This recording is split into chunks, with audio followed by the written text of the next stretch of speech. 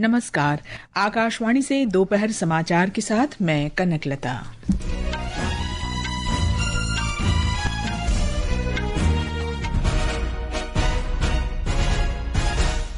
विदेश मंत्री doctor S Jaishankar ने आतंकवाद से निपटने के लिए भारत और अफगानिस्तान से मिलकर काम करने का आह्वान किया।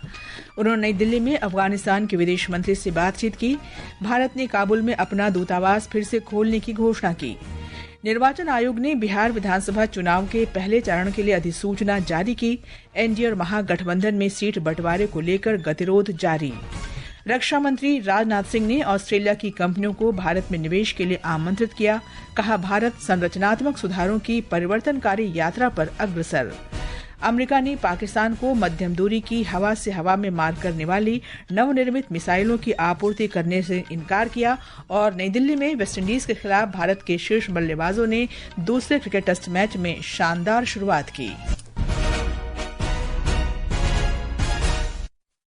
अब समाचार विस्तार से। विदेश मंत्री एस जयशंकर ने आतंकवाद के सभी रूपों का मिलकर मुकाबला करने के लिए भारत और अफगानिस्तान के मिलजुल कर काम करने की आवश्यकता पर बल दिया है।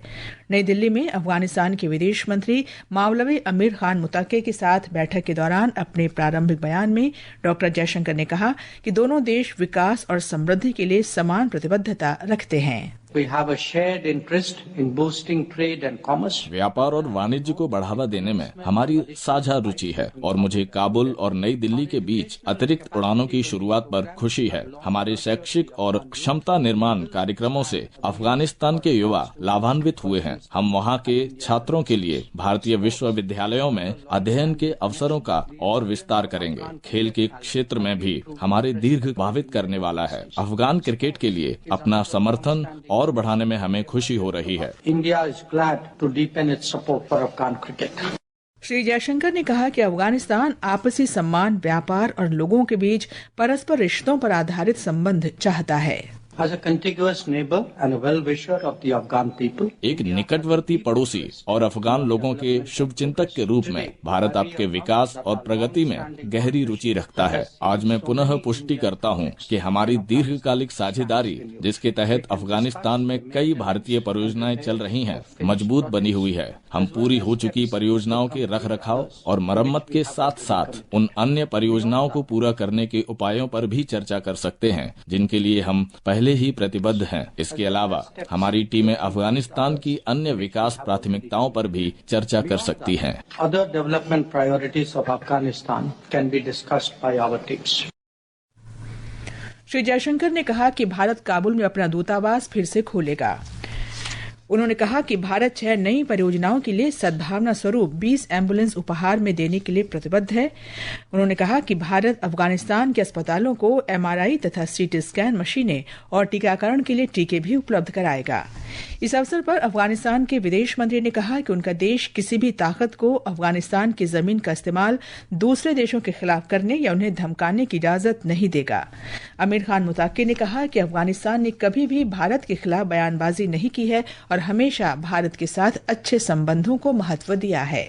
रक्षा मंत्री राजनाथ सिंह ने कहा है कि देश विशेष रूप से विनिर्माण क्षेत्र में संरचनात्मक सुधारों की परिवर्तनकारी यात्रा पर है। उन्होंने कहा कि भारत अब चौथी सबसे बड़ी अर्थव्यवस्था और दुनिया की सबसे तेजी से बढ़ती अर्थव्यवस्था है। रक्षा मंत्री ने आज सिडनी में भारत ऑस्ट्रेलिया रक्षा उद्योग व्यापार गोलमेज सम्मेलन को संबोधित करते हुए कहा कि नीतिगत उपायों और अनुपालन तंत्रों के सरलीकरण के माध्यम से रक्षा उत्पादन पारिस्थितिकी तंत्र को निरंतर उदार बनाया जा रहा है। श्री राजनाथ सिंह ने कहा कि भारत अपनी जहाज निर्माण की मजबूत क्षमताओं, विविध विनिर्माण आधार और निजी क्षेत्र के नव प्रवर्तकों तथा स्टार्टअप्स के बढ़ते पारिस्थितिकी तंत्र के साथ एक विश्वसनीय भागीदार बनने के लिए तैयार है। ऑस्ट्रेलिया एक्सेल्स इन नीच टेक्नोलॉजी। ऑस्ट्रेलिया विशिष्ट प्रौद्योगिकी, क्वांटम प्रणालियों, स्वचालित जल वाहनों और उन्नत समुद्री निगरानी में उत्कृष्ट है। दूसरी ओर भारत विशाल विनिर्माण पैमाने और किफायती सॉफ्टवेयर शक्तियां तथा जहाज निर्माण, मिसाइल प्रौद्योगिकी और अंतरिक्ष जैसे क्षेत्रों में स्वदेशी क्षमता प्रदान करता है। मेरा मानना है कि यह गोलमेज सम्मेलन हमारे रक्षा उद्योग सहयोग में अप्रयुक्त क्षमता का दोहन करने में एक बड़ा उत्प्रेरक साबित होगा। Tap the unrealized potential in our defense industry collaboration. रक्षा मंत्री ने ऑस्ट्रेलियाई व्यापार समुदाय को भारत में निवेश, सहयोग और नवाचार के लिए आमंत्रित किया। उन्होंने कहा कि भारत और ऑस्ट्रेलिया मिलकर अत्याधुनिक तकनीक विकसित कर सकते हैं और उन्नत प्लेटफॉर्म बना सकते हैं। अमेरिका ने पाकिस्तान को मध्यम दूरी की हवा से हवा में मार करने वाली नवनिर्मित उन्नत मिसाइलों की आपूर्ति करने से इनकार कर दिया है। भारत में अमेरिकी दूतावास ने एक बयान में कहा कि अमेरिका के विदेशी सैन्य बिक्री अनुबंध में हालिया संशोधन पाकिस्तान को नई हथियार प्रणालियों का हस्तांतरण नहीं करते। उन्होंने कहा कि ये संशोधन केवल रखरखाव तथा स्पेयर पार्ट्स सहयोग तक ही सीमित है और इसके शस्त्रागार में कोई क्षमता वृद्धि या उन्नयन प्रदान नहीं किया जा रहा है।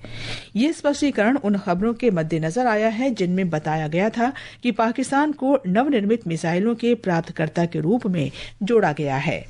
ये समाचार हमारी वेबसाइट www.newsonair.gov.in और हमारे न्यूज ऑन एआईआर ऐप पर भी उपलब्ध हैं। दोपहर समाचार में आपका फिर स्वागत है। बिहार विधानसभा चुनाव के पहले चरण की अधिसूचना जारी कर दी गई है। इसके साथ ही 121 विधानसभा क्षेत्रों के लिए पहले चरण की नामांकन प्रक्रिया शुरू हो गई है। निर्वाचन आयोग ने नामांकन केंद्रों के आसपास कड़ी सुरक्षा व्यवस्था के लिए विशेष निर्देश जारी किए हैं। नामांकन परिसर के अंदर या आसपास भीड़भाड़ की अनुमति नहीं होगी।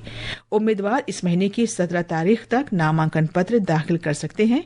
अगले दिन नामांकन पत्रों की जांच होगी। नामांकन वापस लेने की अंतिम तिथि 20 अक्टूबर है। हमारे संवाददाता ने बताया है कि विधानसभा चुनाव को लेकर राज्य में राजनीतिक गतिविधियां तेज हो गई हैं। सत्तारूढ़ एनडीए और विपक्षी महागठबंधन के दोनों घटक दलों के बीच सीटों के बंटवारे को लेकर अभी तक अंतिम फैसला नहीं हो सका है। एनडीए में सीट शेयरिंग को लेकर बातचीत जारी है। संभावना जताई जा रही है कि 12 या 13 अक्टूबर को सीट समझौते पर घोषणा होगी। इधर महागठबंधन के दलों में अभी तक सीट शेयरिंग को लेकर सहमति नहीं बन पाई है। सीटों के बंटवारे पर सहमति बनाने के लिए आज राष्ट्रीय जनता दल के अध्यक्ष लालू प्रसाद और कांग्रेस के शीर्ष नेताओं के बीच पटना में बातचीत होने की संभावना है। धर्मेंद्र कुमार राय, आकाशवाणी समाचार, पटना। लोक जनशक्ति पार्टी रामविलास के अध्यक्ष चिराग पासवान ने कहा है कि बिहार विधानसभा चुनाव के लिए सीट बंटवारे पर बातचीत सकारात्मक दिशा में आगे बढ़ रही है और अंतिम चरण में है। भारतीय जनता पार्टी के वरिष्ठ नेता और केंद्रीय मंत्री नित्यानंद राय के साथ चर्चा के बाद नई दिल्ली में संवाददाताओं से बातचीत में श्री पासवान ने कहा कि वे बाद में टकराव से बचने के लिए हर पहलू पर चर्चा करना चाहते हैं। बहुत ही सकारात्मक रूप से बातचीत हुई है और अभी अंतिम दौर में अब ये बातचीत पहुंच चुकी है। हम लोग जितने भी डिटेलिंग्स है हर चीज को हम लोग पहले ही डिस्कस कर लेना चाहते हैं। जनता दल यूनाइटेड नेता राजीव रंजन प्रसाद ने राष्ट्रीय जनता दल नेता तेजस्वी यादव की हर घर में एक सरकारी नौकरी देने की घोषणा को एक बड़ा झूठ करार दिया है। वहीं राष्ट्रीय जनता दल नेता मृत्युंजय तिवारी ने कहा कि तेजस्वी यादव ने ऐतिहासिक घोषणा की है। निर्वाचन आयोग ने बिहार विधानसभा चुनावों के दौरान वरिष्ठ नागरिकों और दिव्यांगजनों के लिए वैकल्पिक डाक मतपत्रों की अनुमति दी है। ये कदम उन मतदाताओं के लिए एक बड़ा बदलाव साबित हो सकता है जिन्हें चलने फिरने में कठिनाई या स्वास्थ्य संबंधी जोखिम का सामना करना पड़ रहा है। प्रधानमंत्री नरेंद्र मोदी कल नई दिल्ली में पूसा परिसर में प्रधानमंत्री धन धान्य योजना और दलहन आत्मनिर्भरता मिशन का शुभारंभ करेंगे। कृषि मंत्री शिवराज सिंह चौहान ने कहा कि इस योजना के तहत सरकार कम उत्पादकता वाले 100 जिलों की पहचान करेगी और उत्पादकता बढ़ाने के लिए लक्षित उपायों को लागू करेगी। भारत दालों का सबसे बड़ा उत्पादक भी है, उपभोक्ता भी है, लेकिन सबसे ज्यादा आयात भी भारत ही दालों का करता है। तो दलहन के क्षेत्र में अभी हम आत्मनिर्भर नहीं बने हैं। दालों में आत्मनिर्भरता प्राप्त करने के लिए दलहन मिशन कृषि और किसान कल्याण विभाग ने बनाया है। इस दलहन मिशन में हमारा लक्ष्य है 2030-31 तक हम दालों के क्षेत्रफल भी बढ़ाएंगे। राष्ट्रपति द्रौपदी मुर्मू ने आज गुजरात के गिर सोमनाथ स्थित सोमनाथ महादेव मंदिर में दर्शन किए। राष्ट्रपति ने मंदिर परिसर में सरदार वल्लभ भाई पटेल की प्रतिमा पर पुष्पांजलि भी अर्पित की। नीति आयोग के मुख्य कार्यकारी अधिकारी BVR सुब्रमण्यम ने आज नई दिल्ली में भारत के कर परिवर्तन और की ओर गैर अपराधीकरण तथा विश्वास आधारित शासन पर नीति कार्यपत्र की दूसरी श्रृंखला जारी की। इस अवसर पर नीति आयोग के मुख्य कार्यकारी अधिकारी ने देश में एक विश्व स्तरीय कर प्रणाली के निर्माण पर जोर दिया, जिससे निष्पक्ष रूप से इसका पालन हो। प्रधानमंत्री नरेंद्र मोदी ने जीएसटी बचत उत्सव की घोषणा की थी, जो 22 सितंबर से शुरू हुआ है। ये पूरे देश में लाभकारी साबित हो रहा है। आज इस कड़ी में पेश है मध्य प्रदेश के उद्योगों पर जीएसटी सुधारों के प्रभाव पर एक रिपोर्ट। नया जीएसटी सुधार मध्य प्रदेश के किसानों, कारीगरों, औद्योगिक श्रमिकों और छोटे व्यवसायों के लिए बड़ा प्रोत्साहन है। नमकीन पर नए जीएसटी दर से यह अब लगभग 6 से 7% तक सस्ता हो गया है। इससे राज्य के प्रसिद्ध इंदौर नमकीन क्षेत्र को बढ़ावा मिल रहा है, जो करीब 3.5 लाख नौकरियां प्रदान करता है। वहीं कृषि मशीनरी, पंप, ट्रैक्टर और अन्य उपकरण के 5% कर श्रेणी में आने से लागत में 7 से 13% तक की कमी आई है। इससे छोटे तथा सीमांत किसान आधुनिक उपकरण खरीद पाएंगे। पारंपरिक आदिवासी शिल्प जैसे गोंड चित्रकारी, टेराकोटा, लाख के खिलौने, डोकरा शिल्प और पीतल के बर्तन जैसी वस्तुएं लगभग 6% सस्ती हो गई है। मध्य प्रदेश के औद्योगिक क्षेत्रों को भी कर सुधारों से लाभ मिलेगा। सतना, कटनी और रीवा में केंद्रित सीमेंट उत्पादन में 28% से 18% की उल्लेखनीय गिरावट दर्ज की गई है, जिससे 50 किलोग्राम के सीमेंट बोरे की लागत 25 से 30 रुपए तक कम हो गई है। वहीं 2500 तक की कीमत वाले फुटवेयर पर अब केवल 5% कर लग रहा है, जिससे कीमतों में लगभग 11% की कमी आई है। इससे देवास और ग्वालियर जैसे शहरों के चमड़ा और फुटवेयर उद्योग को बढ़ावा मिलने के साथ साथ सूक्ष्म इकाइयों और छोटी कार्यशालाओं को मजबूती मिलेगी। नए सुधारों का उद्देश्य त्योहार के मौसम में उत्पादों की बिक्री बढ़ाना, रोजगार को सृजित करना और मध्य प्रदेश की ग्रामीण, शिल्प तथा औद्योगिक अर्थव्यवस्थाओं को बल देना है। रोहन के साथ आदर्श, आकाशवाणी समाचार, दिल्ली। सर्वोच्च न्यायालय ने केंद्र सरकार को केंद्र शासित प्रदेश जम्मू कश्मीर का राज्य का दर्जा बहाल करने की मांग वाली कई याचिकाओं पर जवाब दाखिल करने के लिए 4 हफ्ते का समय दिया है। मुख्य न्यायाधीश बीआर गवई और न्यायमूर्ति के विनोद चंद्रन की पीठ जम्मू कश्मीर का राज्य का दर्जा जल्द से जल्द बहाल करने के केंद्र के आश्वासन को लागू करने की मांग वाली कई याचिकाओं पर सुनवाई कर रही थी। ये समाचार आकाशवाणी से प्रसारित किए जा रहे हैं। ताज़ा समाचार जानने के लिए आप हमारे social media handle @AIR news Hindi को फॉलो कर सकते हैं। ये आकाशवाणी है। आज विश्व मानसिक स्वास्थ्य दिवस है। इसका उद्देश्य मानसिक स्वास्थ्य संबंधी मुद्दों के बारे में जागरूकता बढ़ाना और मानसिक स्वास्थ्य सेवाओं को गति प्रदान करना है। स्वास्थ्य मंत्री जेपी नड्डा ने सोशल मीडिया पोस्ट में कहा कि ये दिन लोगों को अपने भावनात्मक और मानसिक स्वास्थ्य को प्राथमिकता देने की याद दिलाता है। श्री नड्डा ने कहा कि इस वर्ष की थीम है सेवाओं तक पहुंच, आपदाओं और आपात स्थितियों में मानसिक स्वास्थ्य। प्रधानमंत्री नरेंद्र मोदी ने कहा है कि विश्व मानसिक स्वास्थ्य दिवस हमें याद दिलाता है कि मानसिक स्वास्थ्य सभी के स्वास्थ्य का एक महत्वपूर्ण अंग है। सोशल मीडिया पोस्ट में श्री मोदी ने लोगों से ऐसा वातावरण बनाने का आग्रह किया जहां मानसिक स्वास्थ्य पर खुलकर बातचीत की जा सके। नई दिल्ली में भारत और वेस्टइंडीज के बीच खेले जा रहे दूसरे और अंतिम टेस्ट मैच में भारत के शीर्ष बल्लेबाजों ने शानदार शुरुआत की है। यशस्वी जायसवाल ने शानदार शतक लगाया है। साई सुदर्शन ने भी अर्धशतक बनाया है। भारत ने ताज़ा समाचार मिलने तक 1 विकेट पर 220 रन बना लिए हैं। इससे पहले भारत ने टॉस जीतकर पहले बल्लेबाजी करने का फैसला किया।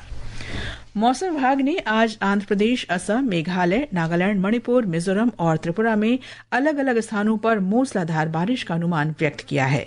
अगले 2-3 दिन में कर्नाटक, केरल, माहे, ओडिशा, तमिलनाडु, पुदुचेरी और कराईकल में भी ऐसी स्थिति रहने की संभावना है। अंत में मुख्य समाचार एक बार फिर। विदेश मंत्री डॉक्टर एस जयशंकर ने आतंकवाद से निपटने के लिए भारत और अफगानिस्तान से मिलकर काम करने का आह्वान किया। उन्होंने नई दिल्ली में अफगानिस्तान के विदेश मंत्री से बातचीत की। भारत ने काबुल में अपना दूतावास फिर से खोलने की घोषणा की। निर्वाचन आयोग ने बिहार विधानसभा चुनाव के पहले चरण के लिए अधिसूचना जारी की। एनडीए और महागठबंधन में सीट बंटवारे को लेकर गतिरोध जारी। रक्षा मंत्री राजनाथ सिंह ने ऑस्ट्रेलिया की कंपनियों को भारत में निवेश के लिए आमंत्रित किया। कहा, भारत संरचनात्मक सुधारों की परिवर्तनकारी यात्रा पर अग्रसर। अमेरिका ने पाकिस्तान को मध्यम दूरी की हवा से हवा में मार करने वाली नवनिर्मित मिसाइलों की आपूर्ति करने से इनकार किया और नई दिल्ली में वेस्टइंडीज के खिलाफ भारत के शीर्ष बल्लेबाजों ने दूसरे क्रिकेट टेस्ट मैच में शानदार शुरुआत की। इसके साथ ही दोपहर समाचार का ये अंक समाप्त हुआ। नमस्कार।